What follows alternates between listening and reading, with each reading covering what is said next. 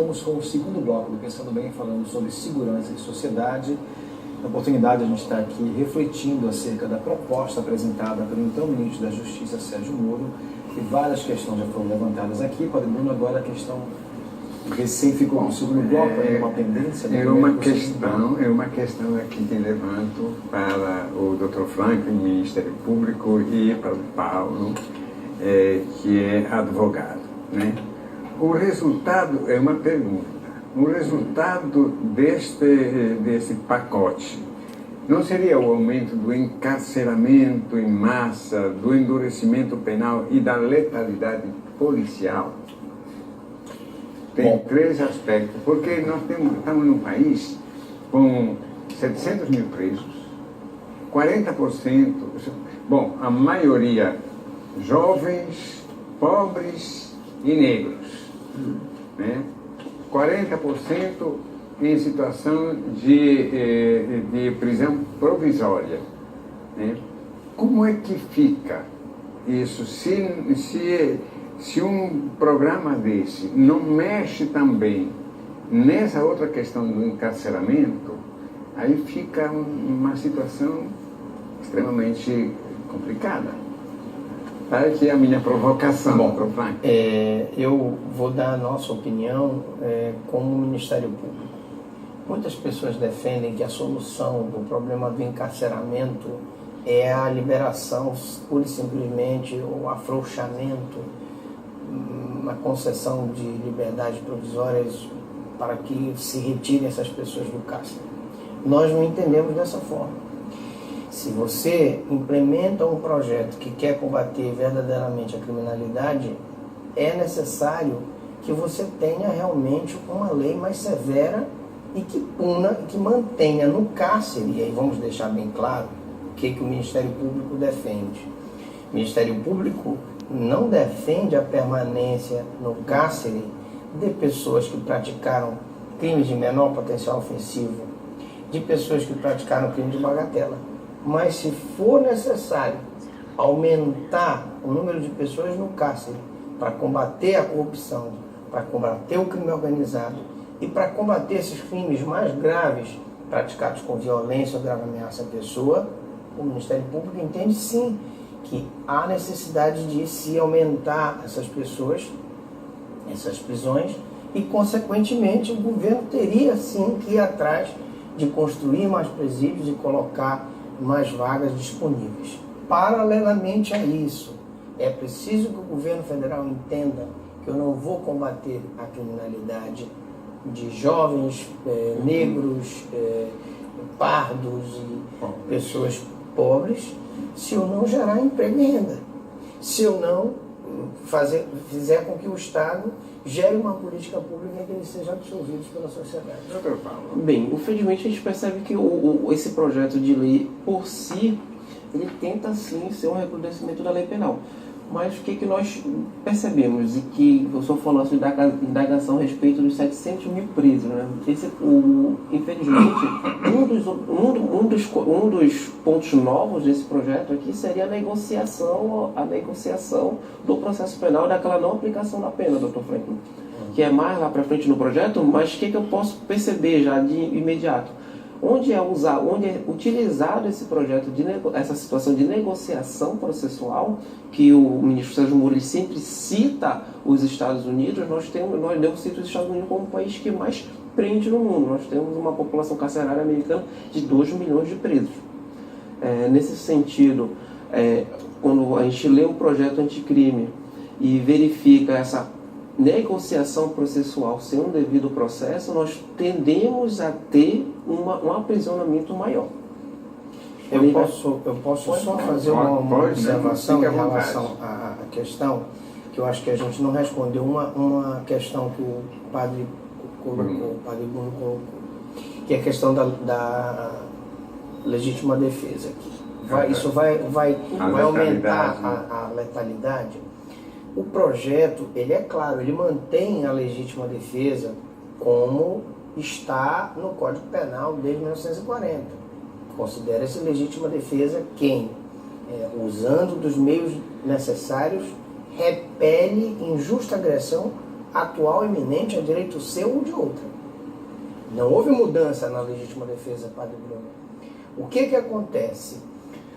Se o policial está, por exemplo, numa operação e tem um refém, né, o membro da organização criminosa com a arma na cabeça do refém, e o policial em legítima defesa de terceiro, ele então, para salvar aquela vida, ele pratica um crime, ele mata o criminoso, ele está em legítima defesa. Isso não é aumentar a letalidade porque a polícia brasileira é a que mata mais.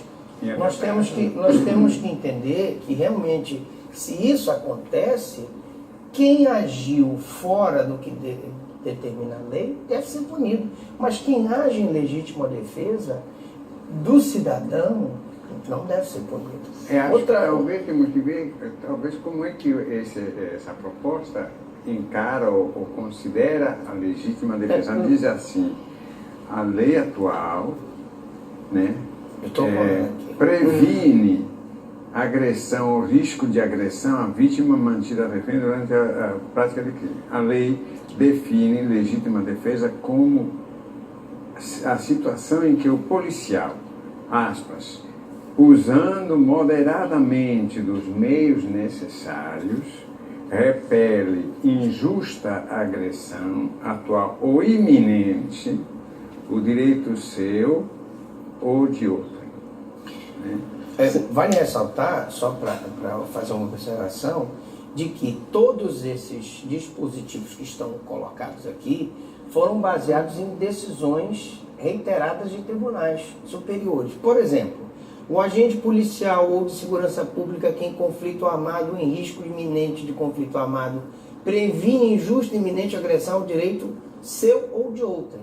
É aquela situação que eu disse, que o refém está na posse daquela quadrilha que está assaltando o banco, e o policial vai lá para salvar o refém e atira e mata o bandido. Só observando, doutor Franklin, que esse dispositivo novo não é novidade, na verdade, na legislação. Sim, na verdade, são duas especificidades de coisas que já tínhamos no conceito de legítima defesa, desde a década de 40. Ele especifica, na verdade, a situação do agente policial. O que é que nós percebemos quanto à situação do agente policial? É que é um anseio de uma propaganda política que nós tivemos no ano passado, que seria feito um dispositivo necessário para abranger as situações do policial quando tivesse ação. Mas, na verdade, quando a gente vai ler, analisar esse dispositivo, quando ele fala de agente policial, na verdade, ele está falando, da legítima defesa do agente policial, ele está tratando, na verdade, do caput. Não consigo perceber novidade alguma. Mas tanto é... Só para completar, promotor, tanto é que quando ele fala lá no parágrafo 2º, o juiz poderá reduzir a pena até a metade, sendo que atualmente o que nós na defesa fazemos? O crime, para ser bem claro, fato típico, jurídico e culpável. Nós iríamos trabalhar essa situação do agente policial lá, se não tivesse, nós podemos trabalhar com um excesso desculpante. Ou seja, na verdade, ele não iria responder pelo crime. Ele deixaria de responder pelo crime. Enquanto hoje, se for aprovado o projeto, ele poderá reduzir a pena pela metade. Então, no nosso ver, pode ser até uma situação pior para o policial. Mas ele poderá reduzir a pena até a metade ou deixar de aplicá-la no decorrer, se houver excesso. Doutor, o que me preocupa é o seguinte: nós vivemos num país, onde mais se mata por parte de policiais. Sim. No mundo, o país é onde o policial mais mata. E se a gente pode, aí podemos fazer a comparação mesmo com outros países, aí com os Estados Unidos. Né? Então, parece que essa lei vem proteger os policiais de uma maneira que dá para eles quase que carta branca. Não compreendo assim. Ele acrescentou a lei, esse projeto acrescentou apenas, como eu disse, decisões judiciais. Trata disso justamente porque acha que do jeito como as coisas estão agora, estão erradas, né? Mas se o policial hoje já mata de uma maneira muito questionável, absolutamente questionável, né? Esse projeto não vem, de uma certa maneira, passar a mão nos policiais que matam? Eu acho que neste ponto, tenho até eu acho que vamos ter a mesma opinião, Dr. Franklin, que na verdade não há uma mudança no Instituto Legítima Defesa. Ele vai continuar albergando aquelas pessoas que agem da forma mantém do jeito. Exatamente. Se o policial agiu em legítima defesa, na verdade ele exemplifica por uma questão que não é técnica jurídica, isso eu posso lhe garantir. Se o policial agiu em legítima defesa, ele está em defesa daquele cidadão, ele vai ser beneficiado pela excludente do Instituto de Legítima Defesa. Se o policial não age em legítima defesa, ele tem que ser punido. Ele tem que responder processo administrativo e tem que sair da corporação. Porque é necessário entender que o conceito de legítima defesa ele não foi alargado com essa, pelo menos não percebo dessa forma, ele não foi alargado. É apenas me parece que se considera também grave emoção. Sim, essa questão... Essa grave emoção é que é a questão. E quem vai avaliar isso? É o juiz. Então ele vai verificar naqueles casos em que existe medo excusável, surpresa ou violenta emoção. Se o policial, por exemplo, eu fui promotor de Ananindeua, em muitas situações lá do júri, o policial tinha sido surpreendido por aquele bandido, que na hora ele deparou de frente com aquele bandido, e o bandido atirou nele, atirou no bandido e matou o bandido. Ali eu tinha um excusável medo, em situações noturnas, uma surpresa e uma violenta emoção. São situações... Quem vai dizer que estava em violenta emoção? O próprio policial. O juiz, ele tem condições, pelo conhecimento dele, para aferir se aquele policial, naquela circunstância, estava em legítima defesa. E só será beneficiado desse dispositivo quem realmente estiver em legítima defesa. Corroborando com o doutor, só nesse ponto, como eu já disse anteriormente, nós já tínhamos uma situação de defesa nesse ponto, se caso ele estivesse com violenta emoção, com medo, que é a situação da inegibilidade da conduta adversa, que é um dos pontos que nós podemos fazer a defesa da pessoa que está nesse estado emocional. Eu gostaria de refletir é que na violenta emoção, quem vai dizer que estava em violenta emoção? É o próprio policial. Como é que vai se provar essa violenta emoção do policial? É o próprio policial. Então, isso não dá margem para, em todas as situações em que ele mata, né, ele se justifica porque ele estava sofrendo uma violenta emoção naquela hora. Na verdade, padre, não vai ser só a palavra do policial, é um contexto probatório como um todo, né, para saber como tudo aquilo aconteceu. A palavra do policial é mais um meio de prova. Na verdade, ele não é o único meio de prova. Entendemos dessa forma. Não quer dizer que ele diga, porque ele diz que ele estava com violenta emoção, que seria com violenta emoção. Ok, eu estou só aqui provocando. Não, mas você faz o seu trabalho. Mas é preciso ressaltar também aqui que nós tivemos um problema no Código de 1800, que tinha um dispositivo parecido com esse, que o cidadão estava privado dos seus sentidos e tal. Isso gerou muita absolvição. Mas aí cabe, como eu lhe disse, ao controle da constitucionalidade, na hora em que as pessoas submeterem essa expressão ao judiciário, se constatar ou não que essa expressão não é adequada para justificar uma situação de legítima defesa.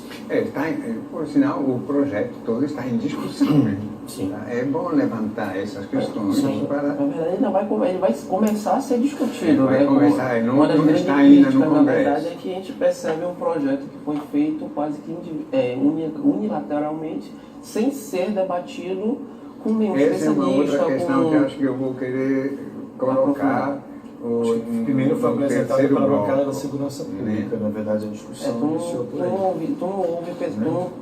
Tu não verifica nele teóricos, doutrinadores, análise da academia sobre esse projeto em si. Nós vemos pinças de algumas situações, Eu exatamente. fiz parte do Conselho de Segurança Pública, que então, já aqui no Pará, então tem algumas questões que caem também lá dentro, né? Por isso que eu levanto essas preocupações. Então nós vamos para o nosso breve apoio cultural e depois voltamos com o terceiro e último bloco do Pensando Bem, falando de segurança e sociedade.